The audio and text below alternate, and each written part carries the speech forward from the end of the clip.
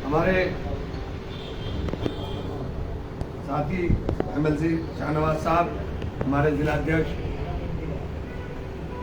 भाई संदीप राणा जी, नगर अध्यक्ष भाई वरुण शर्मा जी, हमारे सरपरस्त जावेद साबरी साहब, गौरव भाई त्यागी जी, सैनी साहब, शर्मा जी, गुरु जी, शहजाद, अक्षय भाई और तमाम साथी यहाँ खड़े हुए हैं। मैंने एक वादा किया था कि सहारनपुर का सांसद गूंगा नहीं होगा और उसे 100% वादे को पूरा करूंगा कि सहारनपुर का सांसद गूंगा नहीं होगा। हर सत्र में सहारनपुर की आवाज संसद में गूंजने का काम करेगी। मेरा लक्ष्य विकास और सौहार्द दोनों को बरकरार रखना, और इसीलिए मैंने तय किया कि मैं किसी के साथ, जो मेरे साथ अच्छा किया, जिसने बुरा किया, जिसने सब कुछ किया, उन तमाम यादों को मैं अपने दिमाग से निकाल चुका और मैं याद भी नहीं रखना चाहता कि किसने क्या किया, जिसने वोट दिया नहीं दिया। अब अल्लाह ने, ईश्वर ने मुझे सांसद बना दिया तो मैं लोगों की खिदमत के अंदर अपना वक्त देने का काम करूंगा और विकास के लक्ष्य को सौहार्द के साथ, क्योंकि सबसे जरूरी है समाज के अंदर सौहार्द के साथ विकास के लक्ष्य को पूरा करने का प्रयास करेंगे।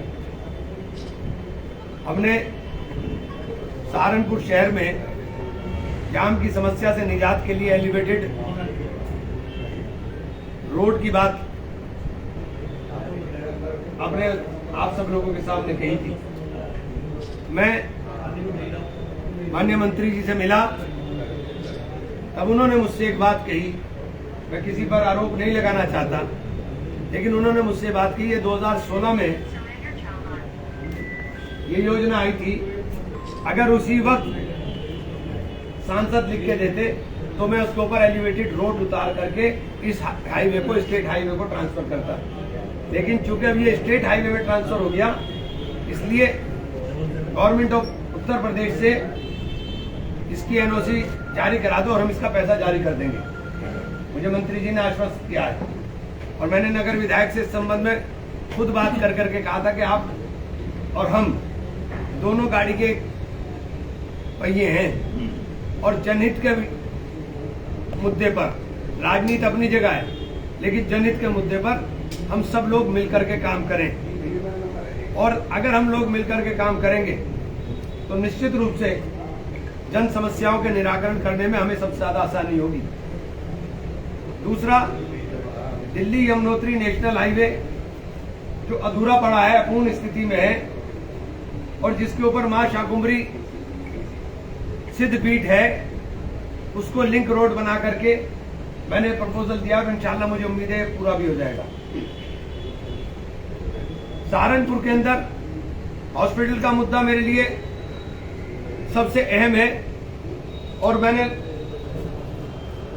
समय मांगा है अभी स्वास्थ्य मंत्री जी से, समय मिल जाएगा तो प्रधानमंत्री जी की जो स्वास्थ्य योजना है उसमें 8 सुपर स्पेशलिटी विभाग बना करके एक नए ब्लॉक का निर्माण सहारनपुर में कराना मेरी प्राथमिकता होगी, जिसके बाद सहारनपुर के 95% मरीज बाहर जाने बंद हो जाएंगे, सब इलाज यहीं मिलेगा। 95% सारी सुविधाएं यहाँ होंगी।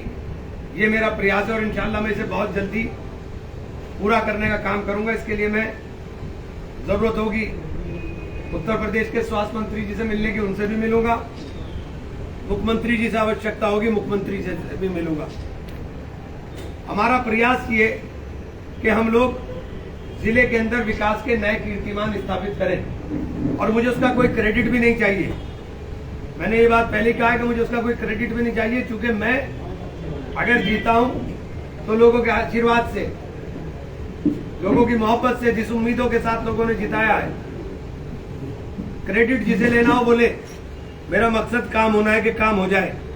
और मैं अपने तमाम सत्ता पक्ष के साथियों से भी हाथ जोड़ के विनती करूंगा कि विकास के काम के अंदर हम सहयोगी बने, एक दूसरे के राह में रोड़े ना अटकाएं। जहां जहां जरूरत हो वहां वहां आप मुझे लेके चलो और मैं आपको लेके चलूं, और हम हाथ से हाथ मिला करके सहारनपुर के अंदर विकास के नए कीर्तिमान को स्थापित करने का काम करें। हमारी प्राथमिकता में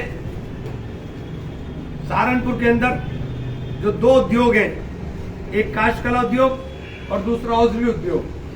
काष्ठ कला उद्योग का जो काम है वो आधे से कम रह गया, 1500 करोड़ से घट करके 800 से भी नीचे आ रहा है। मैंने कहा बहुत चिंता का विषय है। इसके अंदर हमें यहाँ पे डिजाइनिंग सेंटर, यहाँ जो सुविधाएं और हम दिलवा सकते हैं वो क्लस्टर यहाँ बन रहा है।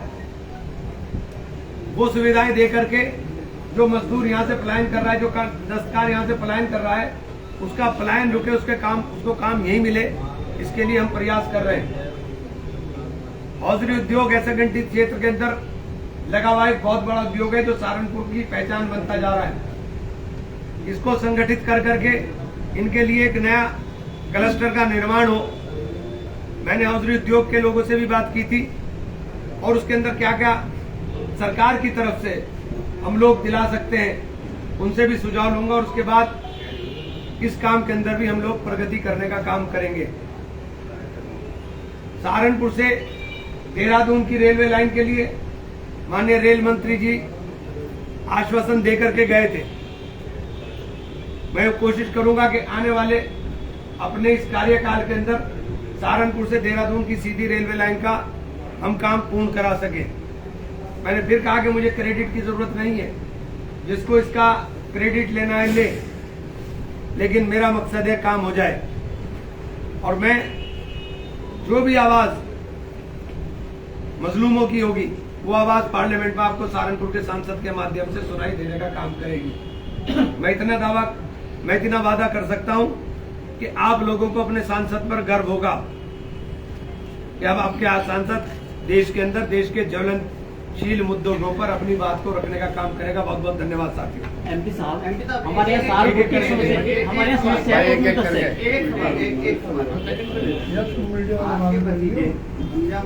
वीडियो वायरल हुआ जिससे भाजपा ने यार इसके अलावा बहुत कुछ है यार। मैं आरोप प्रत्यारोप की राजनीति नहीं करता ना। आपको कोई सवाल, आपको कोई विकास से एक मिनट, आपको विकास एक मिनट यार भाई, आपको विकास से संबंधित कोई सवाल पूछना हो, आप मुझसे विकास के संबंधित कोई सवाल पूछना हो मुझसे पूछिए। नहीं, आप मुझसे सवाल मुझसे पूछिए। संविधान का मखौल उड़ाने का कोई मतलब ही नहीं है। क्या मखौल उड़िया उसके अंदर पहले मुझे बता दीजिए। आपने देखा वीडियो? मैंने देखा। आपने देखा तो आप मुझे बताओ क्या मखौल उड़ गया। इसके अलावा बहुत विषय है यार, बहुत विषय है यार। छोड़ो, हमारे यहाँ कोई मखौल नहीं। संविधान हमारे लिए ग्रंथ है, अपने संविधान का सबसे ज्यादा सम्मान करते हैं।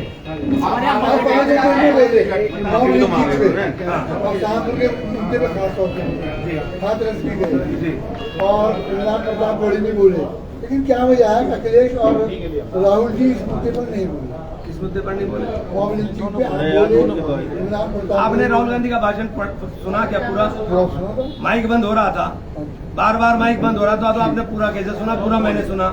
अखिलेश जी ने भी बोला, अखिलेश जी ने तो पूरी चौपाइयां पढ़ के सुना करके बोला कि तुम नफरत क्यों बोल रहे हो, मोहब्बत की बात करो और डराओ मत। राहुल गांधी तो बार बार कह रहे थे डराओ मत, और किस तरह बोलेंगे साहब? एमपी साहब, हमारे यहाँ बस अड्डे की समस्या है बहुत पुरानी, बस अड्डे की समस्या बहुत पुरानी है हमारे यहाँ। जी। तो आप जनप्रतिनिधि होने में आते, क्या आप प्रयास करेंगे? देखिए, बस अड्डा स्टेट सब्जेक्ट है। मैं कोशिश करूंगा निश्चित रूप से कि वो बस अड्डा बने, और बस अड्डा यहाँ, क्योंकि यहाँ की आबादी जो जोग्राफिकल वो है, वो आबादी इस तरह की है कि एक कोने पर एक बस अड्डे से काम मुझे लगता है चलेगा नहीं, 2 ही बस अड्डे बनाने पड़ेंगे। कोई ISBT स्तर का कोई अड्डा इस तरह का बन जाएगा वहाँ पे कहीं? ISBT स्तर का देखिए, इसे उठा लेंगे इंशाल्लाह, जो भी होगा करेंगे। तो ही देखिए, हाथरस की घटना बहुत दुर्भाग्यपूर्ण है। मैं मौके पे सबसे पहले पहुंचने वाले लोगों में था। मैं रात को ही मौके पर पहुंच गया था, और जिस तरह से मैंने लाशों का वहां पे हाल देखा, और बहुत गरीब लोग थे, बहुत गरीब लोग थे। उन लोगों को हमने सरकार से कहा कि मुआवजा राशि बढ़ा के दी जानी चाहिए। श्रद्धालुओं की मौत हुई है, वो आस्था के अंधा होकर के इस तरह से वो वहां पे इकट्ठा हुए और ऊपर बंधन की वजह से वहां इतना बड़ा हादसा हुआ। मैंने इतनी लाशें एक साथ लाइन से लगी हुई कभी नहीं देखी। भाई दोषी तो सरकार तय करे कौन है कौन नहीं है। मेरा मामला है मुआवजे का, कि मुआवजा दें उन्हें। क्योंकि अब आप दोषी तय करो कौन है कौन नहीं है तो अलग विषय है, पहले आप मुआवजे की बात करें कि मुआवजा दें। राहुल गांधी ने बयान चला था जिसको लेकर हिंदू हिंसक है, उसको लगातार विरोध। कैसी बात कर रहे हैं यार, जब तुमने सुना नहीं बोल रहे। राहुल गांधी ने कहा हिंदू कभी हिंसक नहीं हो सकता। राहुल गांधी ने कहा हिंदू कभी नफरत नहीं फैला सकता। आप हिंदू के नाम के ऊपर ये नफरत और हिंसा क्यों फैलाने की बात करते हो? राहुल गांधी ने कहा, आपने उसे उल्टा कर दिया। कैसी बात कर रहे हैं भाई? और ये सब रिकॉर्डेड है, रिकॉर्ड के अंदर है, इसलिए कोई भी बात ऐसी मत करो जो रिकॉर्ड के अंदर हो और आप गलत बयान नहीं कर रहे हो। विकास के मामले में आपने कहा कि विकास, जिले का विकास या और चीजें, मेडिकल कॉलेज का विकास, आपने बिजली की समस्या को लेकर माननीय योगी आदित्यनाथ की तारीफ की थी। भैया मैंने योगी जी की तारीफ नहीं की थी, मैंने ये कहा था। और आप में से कौन सा आदमी है जो मेरी बात को झुठला देगा?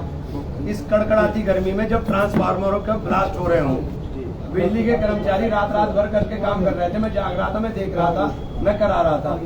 लाइट हमें अच्छी मिल रही थी, मैंने अच्छी लाइट की बात तारीफ कर दी, आपने योगी से जोड़ दी। बताओ इसमें मेरी क्या गलती है भाई? आप मान जाएंगे तो लाइट अच्छी थी यार।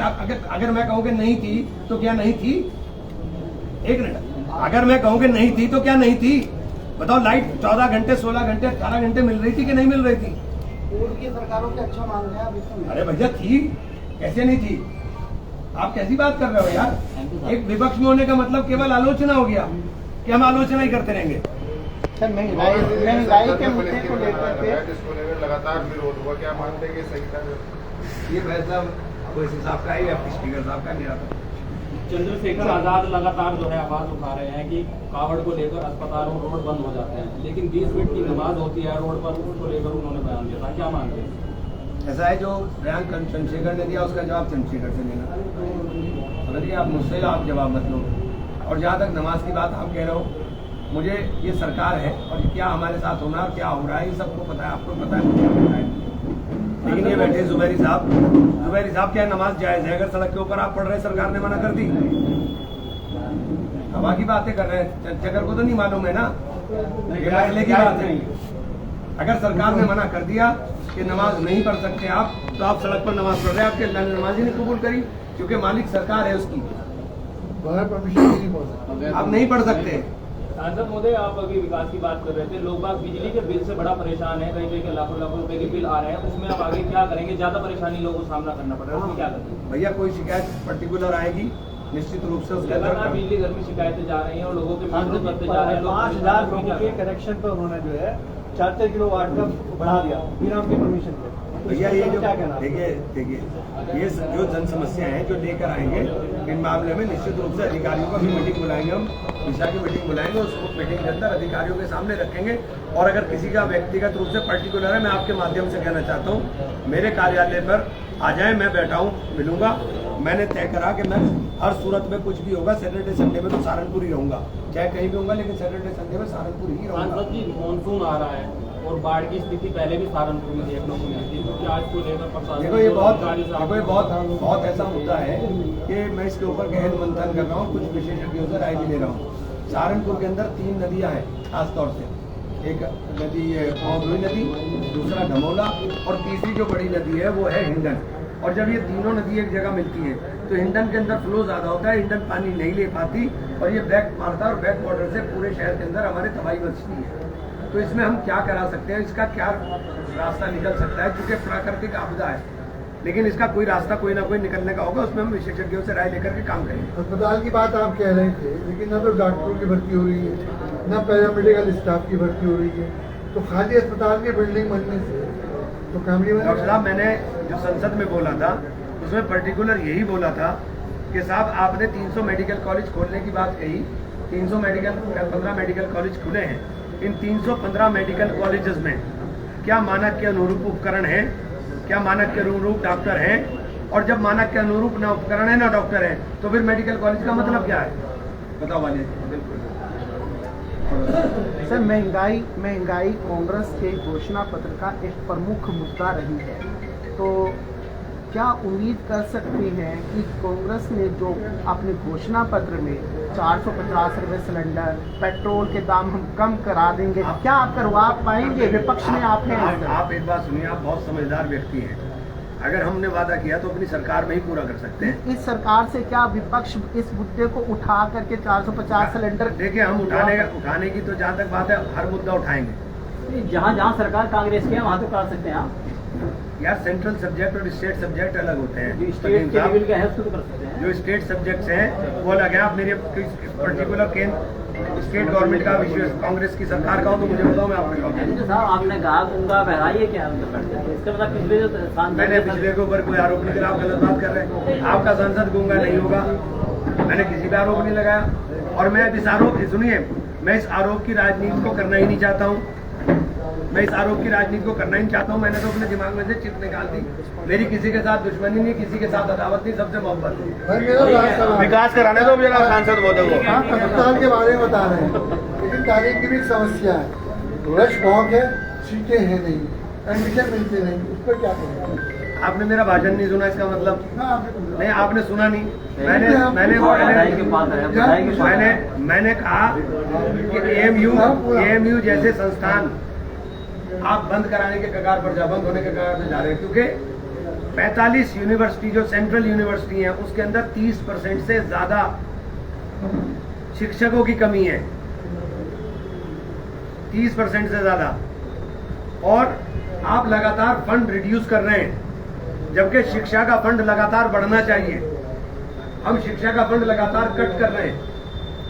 तो शिक्षा का फंड बढ़ेगा तभी होगा। शाकुंभरी देवी विश्वविद्यालय हमारे यहाँ खुल गया, 4 साल में प्रॉपर शैक्षणिक सत्र भी शुरू नहीं हो पा रहा। मैं इस संबंध में मुख्यमंत्री जी से भी मिलूंगा, और अगर मुझे यूजीसी चेयरमैन से मिलना पड़ा उनसे भी मिलूंगा। शिक्षा ही जुड़ा सवाल है। मदरसों के बारे में जो अभी सचिव की टिप्पणी आई है रिटायरमेंट से पहले कि उन पर पाबंदी लगनी चाहिए और उनके बच्चों को उसमें सरकारी स्कूलों में भर्ती कराना चाहिए, इस पर क्या आपका? मैं क्या जवाब दूँ, बताइए। इनका एजेंडा है, उसके ऊपर मैं क्या जवाब दूँ? हाँ जी, वाली जी मेरे भाई, अभी से बंद कर लो यार, बंद कर दो भाई, बंद कर दो भाई।